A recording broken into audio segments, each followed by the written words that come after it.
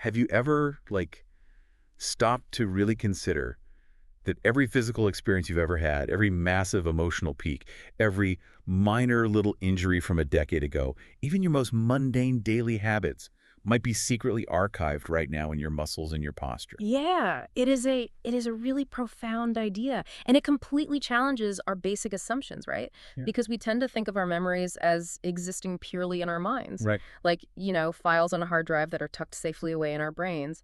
But what if the body itself is the hard drive? Let's expand on that hard drive idea for a second, because if my brain is the processor, are we saying my actual muscle tissue is storing data? Yes, essentially. Like, is a sprained ankle from college acting like a fragmented file that is secretly taking up background processing power and just slowing down my entire operating system? That is actually a highly accurate way to look at it. The physical trauma isn't just a memory of an event. It actively alters the machine's ongoing performance. Wow. Okay, well, that is exactly the phenomena we are exploring today. In this deep dive, we are looking at a really fascinating presentation. It's titled Pina Bausch, the Cartographer of Bodily Memory. Right. And this is presented by Dr. Christophe Delong and Kinexa Formation. They present it as an exploration of human movement. So our mission today is to dive into this really unexpected and, frankly, a profound intersection. It really is. We're going to look at how the artistic methods of a legendary avant-garde dance choreographer have sort of collided with the cutting edge of modern sports biomechanics. And it really will challenge how you view your own body, because if we follow the clinical and artistic logic of this source material, your body is not just a physical vessel that carries your brain from point A to point B. Yeah. It is a living archive. Yeah. Every single thing that has ever happened to you leaves a permanent physical trace. Okay, let's unpack this, because we should start with the artistic foundation of this whole concept.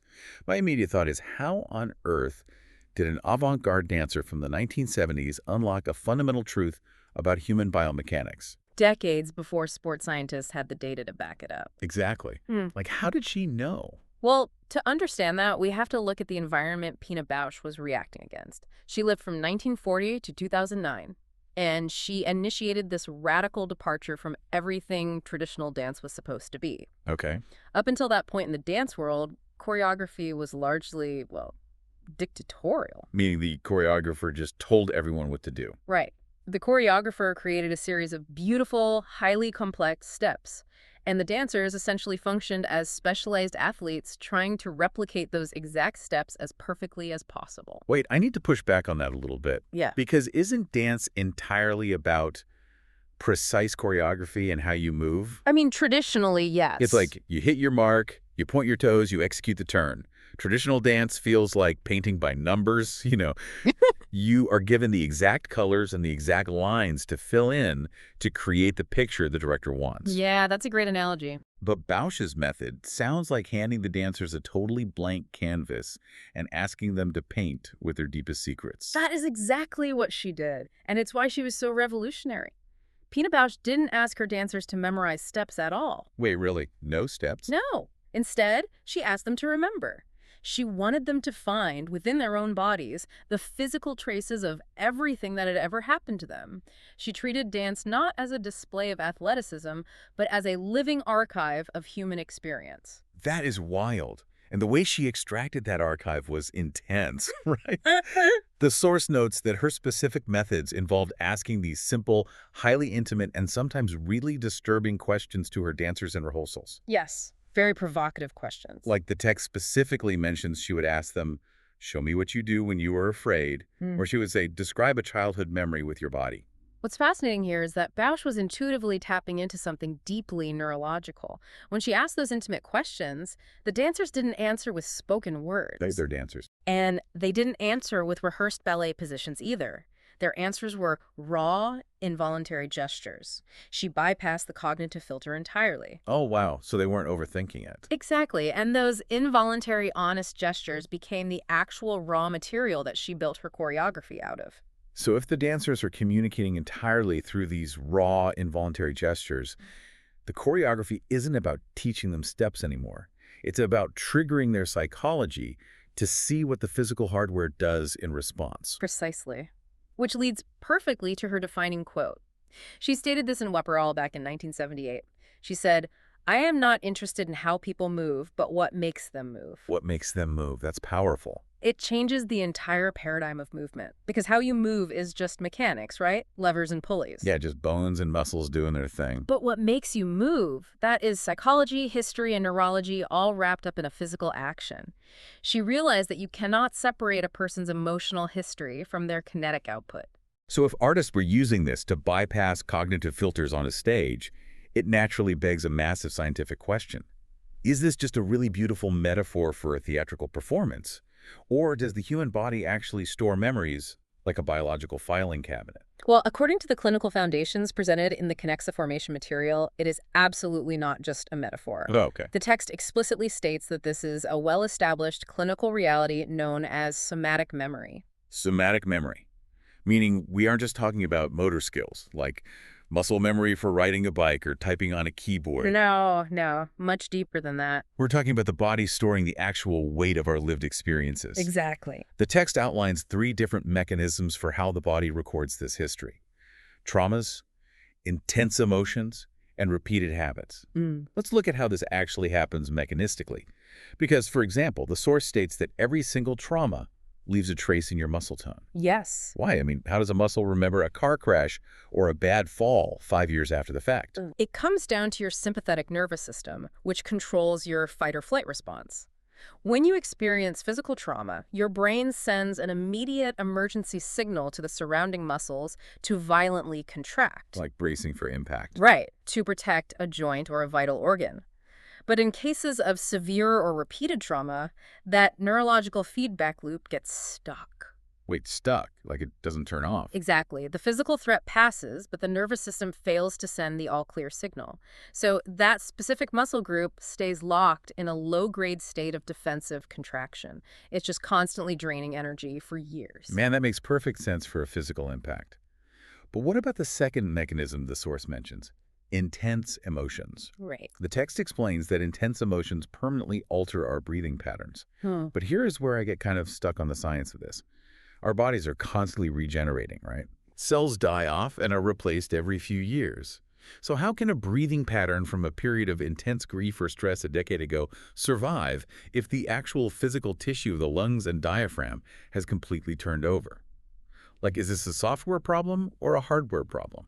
That is the crucial question to ask. And it is fundamentally a software problem that permanently dictates the shape of the hardware. Oh, interesting. The cellular makeup of your diaphragm might be completely new, but the neurological blueprint instructing those new cells on how to fire is the old traumatized blueprint. Ah, I get it. If chronic fear taught your nervous system to take shallow, rapid breaths into the top of your chest to prepare to run, your brain literally wires that as the new default setting. Over time, that changes how your rib cage expands and how your diaphragm contracts. Wow. It is a temporary survival adaptation that became permanent architecture. That is so crazy. Think about how you're sitting right now as you listen to us. Just take a second and notice it. Are your shoulders creeping up toward your ears? Are you taking shallow breaths right into the top of your chest? What is your current breathing pattern telling us about your stress levels today? Yeah, it's all right there in the open. It really is. And those everyday unconscious positions lead right into the third mechanism, repeated habits. The text points out that every habit encodes postural strategies into the body. Like slumping over a desk. Exactly. The way you slouch over your laptop, the way you carry a heavy bag on the same shoulder for 10 years. The nervous system encodes these postures to make them more energetically efficient, which permanently alters your alignment. Which perfectly aligns with the source's explicit reference to the work of Bessel van der Kolk and his famous clinical principle, the body keeps the score. Exactly. Our physical form is mechanically molded by our emotional and physical history. Your posture is essentially the autobiography you didn't know you were writing. Okay, so if the body keeps the score, the obvious question is, how do we actually read the scoreboard? Right. This is where the deep dive transitions from clinical theory into practical, high-stakes application. This is where Kinexa Formation's approach to sports performance really comes into play. Because if we accept this premise, it means athletes do not arrive at a training session or a physical therapy clinic with a blank slate. No, not at all. They arrive with what Kinexa explicitly calls a postural history. These stories are encoded as active patterns in the nervous system. And the presentation gives this incredibly specific example of an athlete's postural history to illustrate this.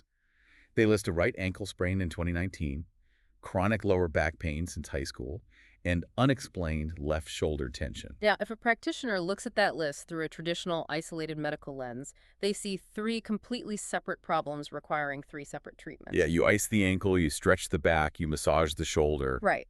But Kinexa introduces a vital paradigm shift here. They call it compensation as narrative. Compensation as narrative. Correct. Explain the mechanics of that, because the source uses the example of a knee valgus, which is, for anyone who doesn't know, when the knee collapses inward during a movement, like a heavy squat or a jump landing. Yeah.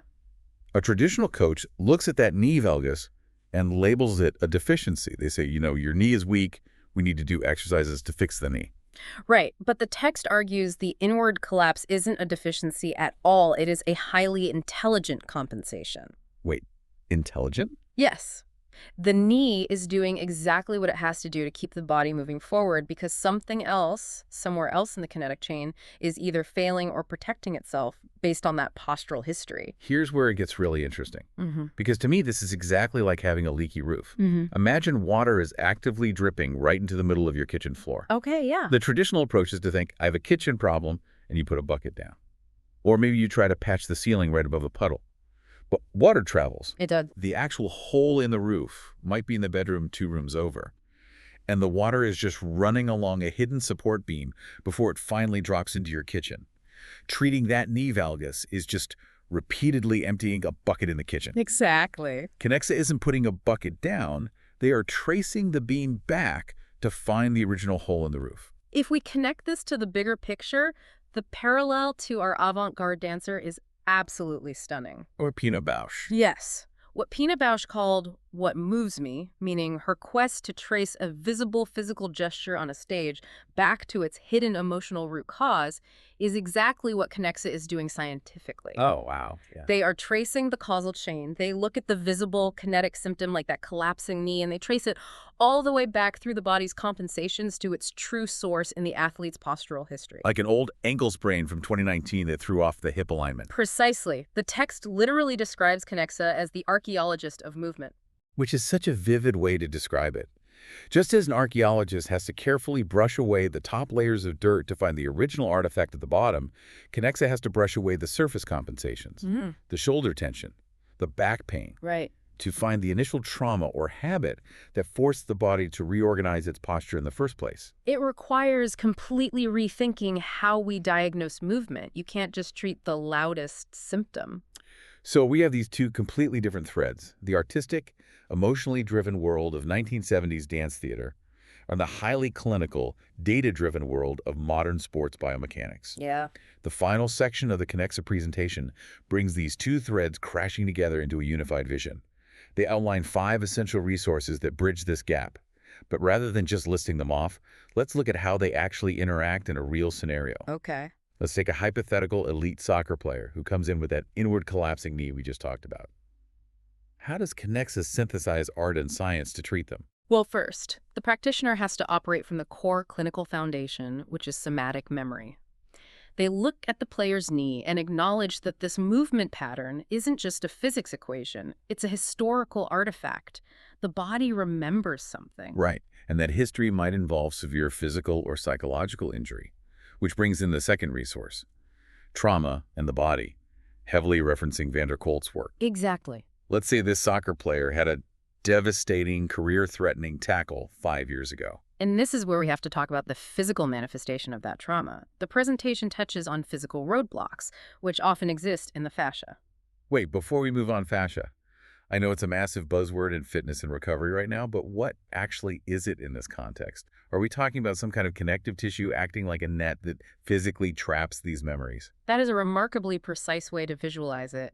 Fascia is a continuous three-dimensional web of connective tissue. It wraps around literally every muscle, bone, and nerve in your body. Everything is connected. Everything. So when the nervous system gets locked in that trauma response we discussed earlier, the fascia physically thickens. It dehydrates and it tightens to act as an internal splint. Ouch. Yeah. Even long after the emotional trauma of the tackle passes, that physical fascial restriction remains. It's a literal roadblock in the tissue that pulls the skeleton out of alignment.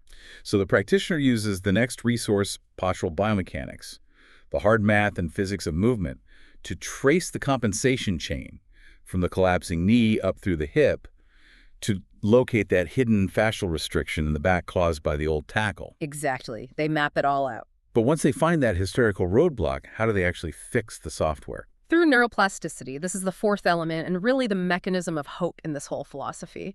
Because if the nervous system can learn a protective compensation, it can also unlearn it. Right. By using highly targeted conscious movement therapies, the practitioner is quite literally rewiring the motor control cortex of the brain. They're updating the software so the fascial hardware can finally release its grip. And what I find so compelling is that Kinexa explicitly includes Tanztheater Dance Theater, honoring Pina Bausch's choreographic legacy as a core resource in this clinical process. Yes. They don't just treat the body as a machine. They aren't just looking at the athlete as a broken part to be mathematically recalibrated. They are using Bausch's artistic lens to remember the human element, to acknowledge the fear or the memory tied to that physical restriction. It is the ultimate synthesis of disciplines.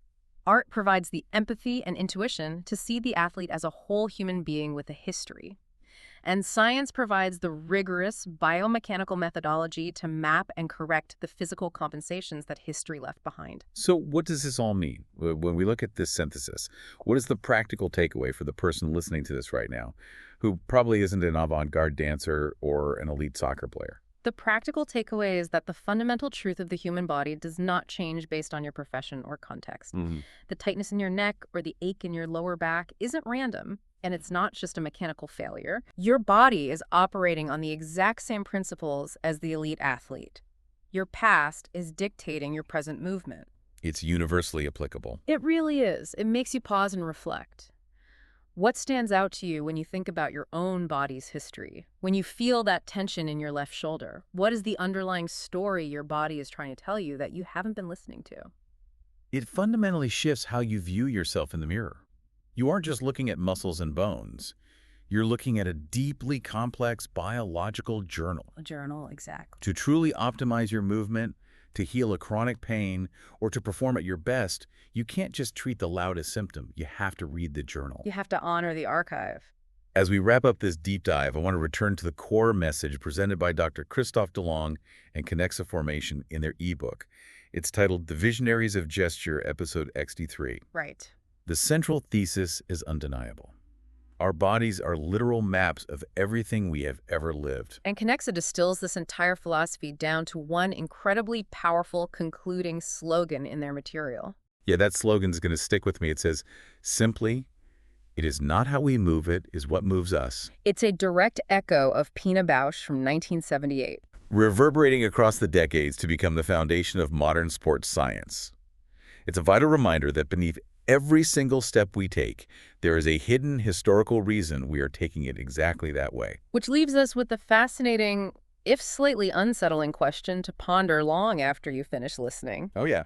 If our bodies are indeed living archives, constantly recording our traumas, our intense emotions, and our daily postural habits, what future memories are you unknowingly writing into your posture right now simply by the way you were sitting, standing, or breathing in this exact moment?